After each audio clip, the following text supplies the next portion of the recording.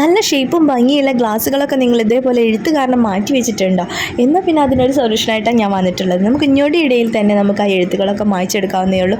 അതിന് വേണ്ടിയിട്ട് ഇതാ ഒരു സുർക്ക മാത്രം മതി. അതിനതായിട്ട് ഒരു പാത്രം എടുക്കുക. അതിലേക്ക് നമ്മൾ ഈ ഗ്ലാസ്സുകൾ മുങ്ങാവുന്ന വിധത്തിലുള്ള, അതായത് ആ എഴുത്ത് ഭാഗം മുങ്ങാവുന്ന വിധത്തിലുള്ള സുർക്ക എടുക്കുക. എന്നിട്ട് ഈ ഗ്ലാസ്സുകൾ നമ്മൾ എഴുത്തുള്ള ഭാഗം അതിലേക്ക് മുക്കി വയ്ക്കുക.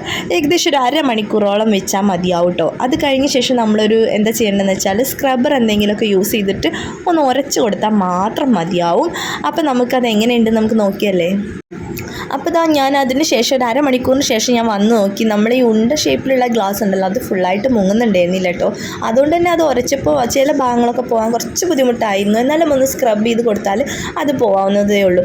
മറ്റേതാണ് പെട്ടെന്ന് പോയി ഒന്ന് ഉരയ്ക്കേണ്ട താമസമേ ഉള്ളൂ, അത് വേഗം പോയിട്ടുണ്ടായിരുന്നു. അപ്പോൾ ഈ ഒരു ടിപ്പ് എല്ലാവർക്കും ഉപകാരമായി എന്ന് വിചാരിക്കുന്നു. അപ്പോൾ അറിയാത്തവർക്കൊക്കെ ആയിട്ടൊന്ന് ഷെയർ ചെയ്ത് കൊടുക്കട്ടോ. അപ്പോൾ ബൈ.